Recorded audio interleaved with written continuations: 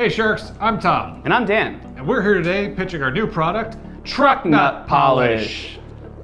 The average semi-truck has 12 to 18 lug nuts on it that get very dirty. We take your dirty lug nuts as they are,